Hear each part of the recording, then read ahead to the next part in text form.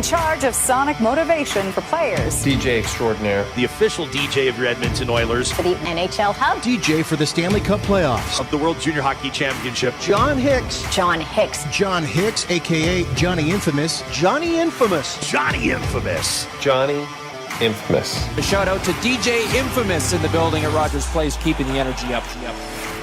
Welcome to Between Whistles with your host, Johnny Infamous. Brought to you by the Hockey Podcast Network. Presented by DraftKings. Baseball is back, and the leader in fantasy sports is putting you on the field with a free shot at the millions of dollars in total prizes. It's easy to play. Just pick 10 players, stay under the salary cap, and pile up points for hits, runs, strikeouts, and more. There's no better way to put your baseball knowledge to the test. Download the DraftKings app and use promo code THPN to get a shot at millions of dollars up for grabs. Welcome back to the show, everyone. As always, I appreciate those who have downloaded each episode and subscribed wherever you get your podcasts. It's Johnny Infamous, and as we edge closer to the NHL's postseason, we are bringing in some amazing guests. Get ready for some incredible stories in the coming weeks. You'll definitely want to view the visual version of this show where we paint the full picture. Head over to YouTube and search Between Whistles, or over to Twitch and follow me at Johnny Infamous. Speaking of great guests, today's is no exception. I could really do a 3-part series on this man. Today's episode is actually one of 2 episodes this season where we're going to be exploring one of the most iconic arenas in the NHL and the world, for that matter. I'm, of course, talking about Madison Square Garden in New York City. Now, there's a lot of people behind the scenes in MSG and in game presentation in general who are musically inclined. I'm talking about those arena DJs, organists, music directors, in-game performers, and the folks who compose and produce the audio elements we hear at sporting events. Now, this guy I got on the show today does all of that, and arguably he does it better than anyone else. Not only has he been doing it for 4 decades, he could be the greatest sports DJ in the world. He's a legendary pro sports musician and producer. He's been in the industry for over 30 years. If you're talking about game presentation in NYC, including his name in the combo is a must. He's been the DJ and/or organist for the Rangers, Knicks, Mets, Giants. He's played organ at the Stanley Cup Finals, the World Series, the NBA Finals, and all 3 of the former league's All-Star games, not to mention NCAA games, Pro Bowl, you name it. He wrote the Rangers goal song Slapshot and helped create the biggest selling sports music compilation series of all time. I'm talking about Jock Jams. I don't know if there's anyone more embedded in the history of in-game audio coordination today.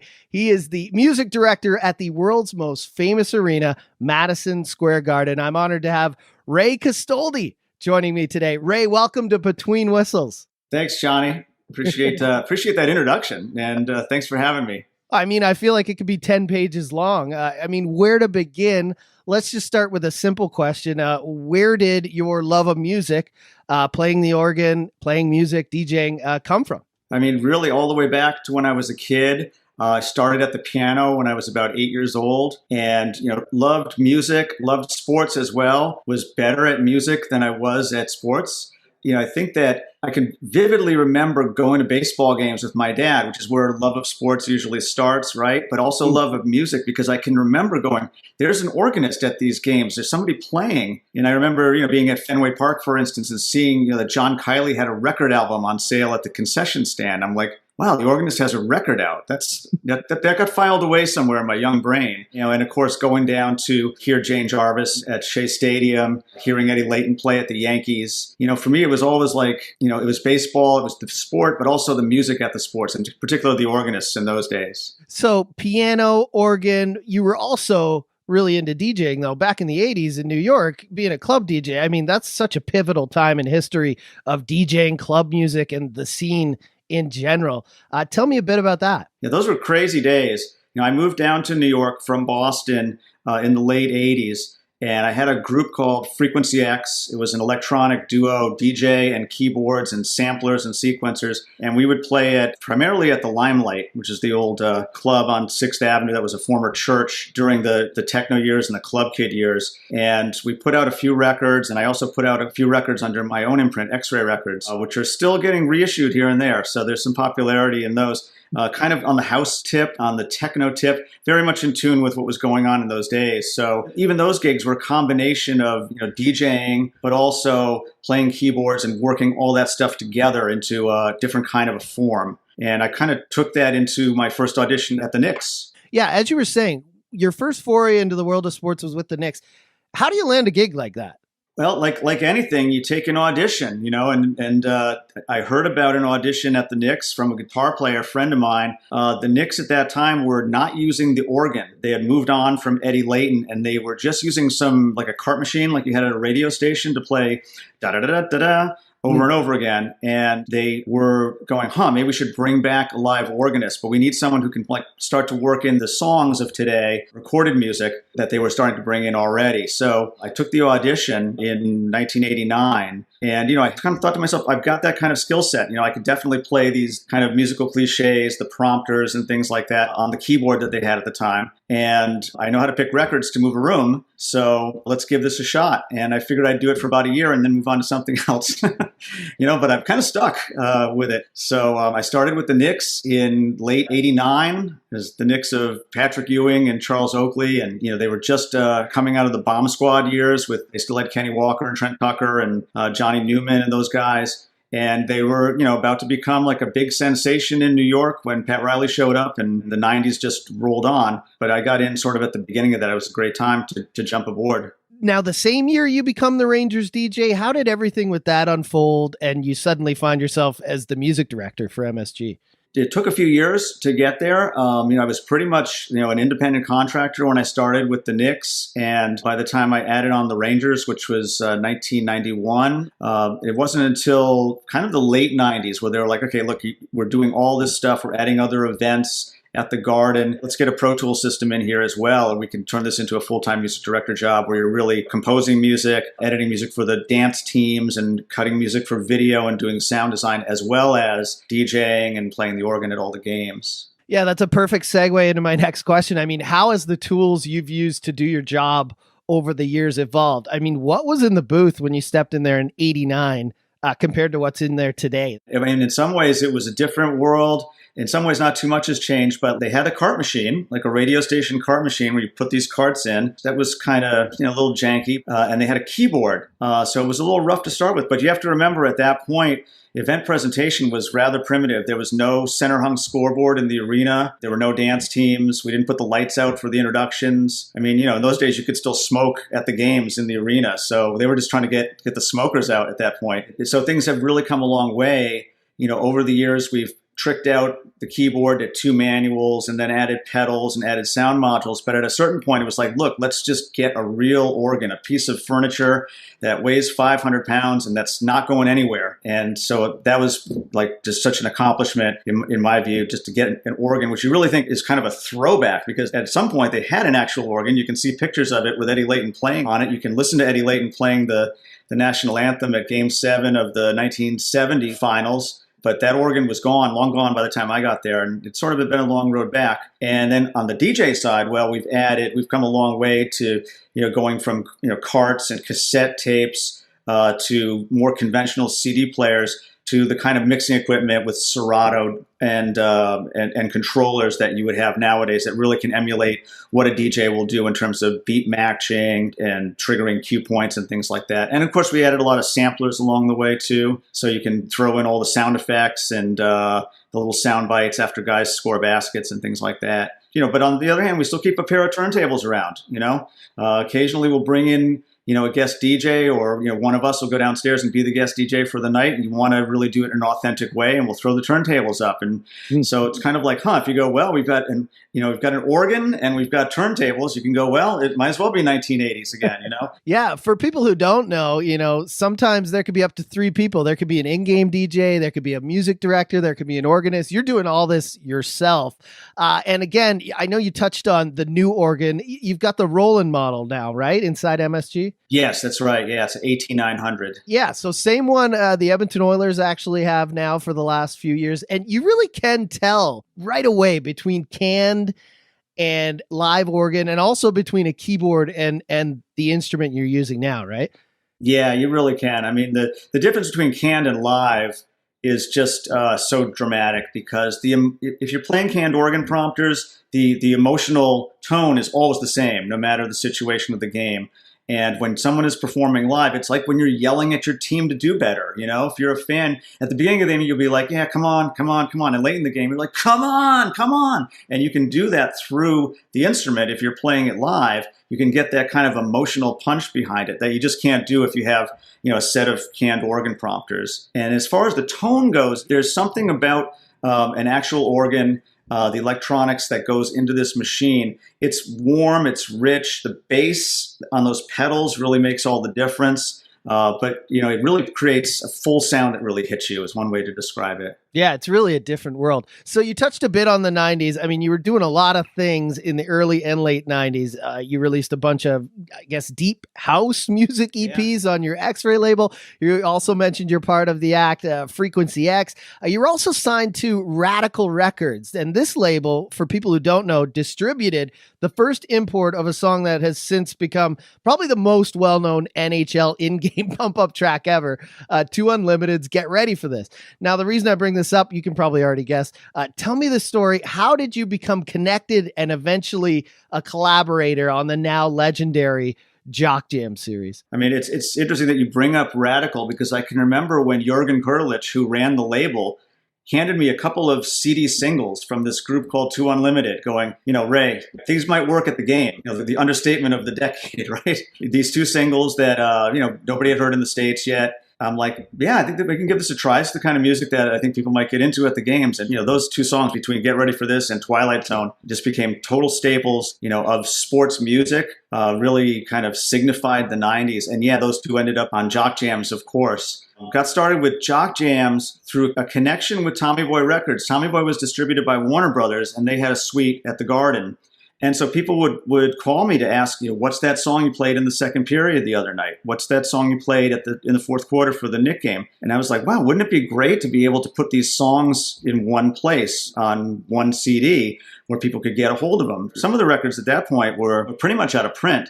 You had to find these songs on compilations, no Shazam, no iTunes. You had to go scour record stores to try to find some of these songs, and you had to kind of know what you were looking for. Tommy Boy had the same idea. So we got together and talked about how we could put out a record album. They had a connection with ESPN, so we could market the thing through ESPN. And ESPN and Tommy Boy present Jock Jams, the hottest crowd-pumping sports jams of all time. Jock Jams, available at record stores everywhere. And we had this idea of let's also add the sounds of a sporting experience. So let's add in, some of the organ playing. Let's have some cheerleaders doing their cheers. Let's get a pep band to do their thing. Hot dog vendors, any of those ideas that we had, we would go out and record these people. We did a lot of field recordings and added them into the mix as well to give you kind of an immersive sports experience. And, they sold amazingly. They were a pop cultural sensation. We really thought they would be good and relatively popular. You never expect something to blow up as big as that did. And then we just kept churning them out. There were so many songs to put on. We just made volume after volume. I feel like we could do a whole interview just on Jock Jams, but I want to touch on some other parts of your career because you've done a lot of cool stuff in terms of writing and production. And speaking of that, let's get back to MSG and hockey. The Rangers break the curse in 94, win a Stanley Cup. In January 95, you unveil this now iconic new goal song, Slapshot. This is a song you wrote, you produced yourself. First of all, did the Rangers want you to create a custom goal song? Is this something you just cooked up and brought to them as a surprise? What's the backstory there?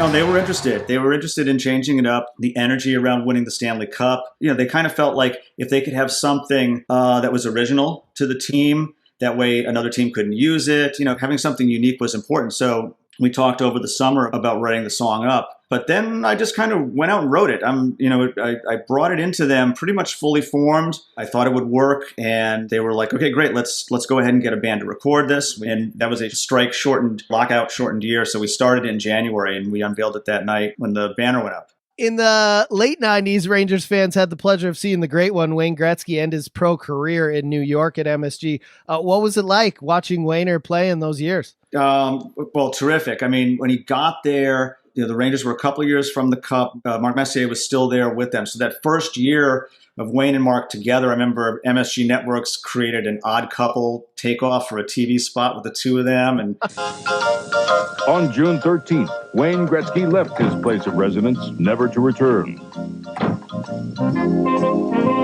Not knowing exactly where to go, he found himself on the team of his friend Mark Messier. Can two men with different styles play together without driving each other insane? Stay tuned. The Rangers take on the Flyers Saturday, 3 Eastern, 12 Pacific on Fox. That kind of captured a nice theme, and the team went to the conference finals that year. I remember Wayne Gretzky had a hat trick against Florida in one of the games. Those moments definitely stick with you. It was amazing to watch the guy operate. I remember that for his retirement game, they painted 99 on the ice behind the net as Gretzky's office because he just stood back there, dishing out assists, or he'd throw it off the goalie's back. I mean, I hear he played a couple games in Edmonton too, so you guys probably know. Yeah, I had to touch on Wayne and just get your thoughts on that because it's just so incredible that he got to end his career. He always says MSG was such a special place and just an amazing way to end a career. You've also done your fair share of traveling around the world to do what you do on a global scale, several times for the Olympics. Turin, Sochi, just to mention a few. Are there any Olympic games you can remember that were a favorite of yours? I can remember vividly, both in Sochi and in Torino, as I would hang out with the local staff, eating, drinking, exploring the cities. One of the things that they would do is they would hit me to like certain melodies, right? Italian melodies. And I would, either dig up the sheet music or, have them sing it into my phone so I could learn the thing. And then I would use those melodies at the games. And, you're there for 3 weeks or more. So you have time to really kind of polish things up. And, I can definitely remember, some of the Italian melodies and Russian melodies from the Second World War. You play them and everyone's clapping along to them. And it's like, oh, okay, the guy upstairs is thinking, he's playing music that I can relate to as well. So that was really just a great experience, a great connection. Probably the game that sticks out for me the most was the USA-Russia game at Sochi. I just had to pinch myself. I couldn't believe I'm playing for a USA-Russia game in Russia. USA fans waving their flags, chanting USA. Russian fans with the old USSR flags, with the Russian flags. And of course, that game, there was a disallowed goal for the Russians that would have tied it. It went to a shootout. TJ Oshie scored somewhere in the shootout. It was just a phenomenal day. That's the game that will always stick out for me. One of the sports highlights of my career. So you're doing the Rangers, you're doing the Knicks. At what point did baseball come calling? This was back in the 90s as well. The Mets were looking to add some live organ. They hadn't had a live organist since Jane Jarvis left in 79. So I jumped at the chance. It was just so much fun to go out there. And so I was at the Met games live from 97. They had me start on Jackie Robinson night in 1997, which was the inaugural Jackie Robinson night. The commissioner was there. President Clinton was there. The place was loaded with celebrities and kicking off the tribute to Jackie Robinson and announcing the league-wide retirement of his number 42. For me, it was just an opportunity to really kind of circle back around. My kind of love affair with music and sports started at baseball. So here's an opportunity to sit at baseball games and play the organ. I'll look for some cool prompters to play and play Take Me Out to the Ball Game and kind of channel Eddie Layton, channel John Kiley and Gladys Gooding and all the historical organists. I love that you mentioned some of the greats there. Again, between the Knicks and Rangers, Giants, Mets, you've got a lot of pretty different animals there in terms of how games unfold. How do you adapt between different sports, different teams? And do you have a favorite type of sport you prefer to soundtrack? They all have their own dynamic, as you're saying, Johnny. It's very different across the boards. At baseball, for me, and again, being in the organ chair specifically at a baseball game, I think it's a sunny day. You got a hot dog and a beer. It's a pastime. You got all day. Let's play a couple of songs. It's going to be, for me, a more relaxed atmosphere. Contrast that with hockey, right, where you're leaning on the edge of your seat the whole time. Hockey, it's all about anticipation and building up, hoping your team will score that goal, and when's it going to happen? And then sort of the explosion when you do get the goal, and then the celebration after. Basketball might be happening in the same building, but it's going to have a little bit more of a soulful bounce to it. The game is sort of continuous action. I think that I got to say hockey. I know we're on a hockey podcast and all that, but I think hockey is the best sport to be at in person. I think that it's just such a gripping sport that just draws you in. For me, it's probably the most difficult sport to entertain people at because of the gaps and waiting for the breaks to drop the perfect song or the perfect notes in, and that gives it a challenge level for me.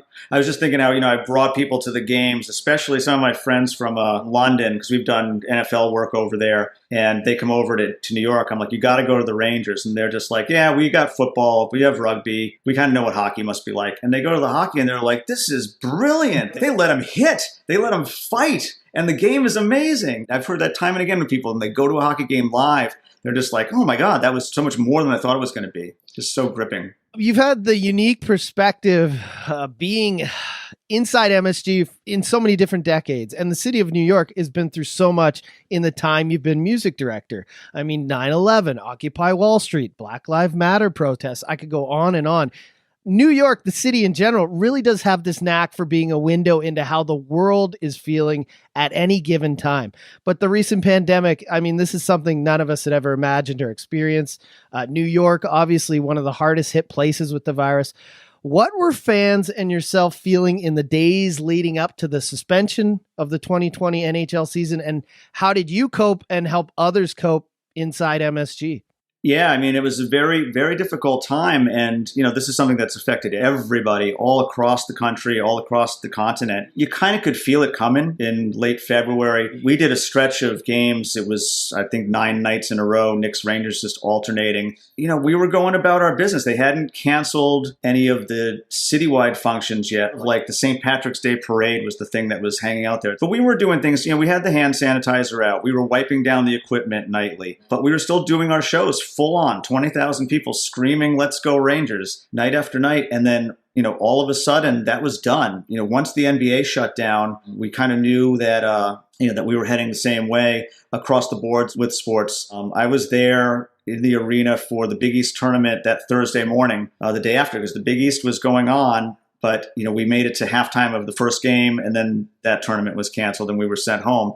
When you have something like that, right, you don't know how to react to it. You don't know what to expect, because it's never happened to anybody before, really in our lifetimes. You want to go back 100 years or so. There aren't many people that remember that kind of pandemic situation. Things move very, very quickly when it happens. I kind of feel like things are starting to move quickly the other direction now, which is great. I'm always the optimist here.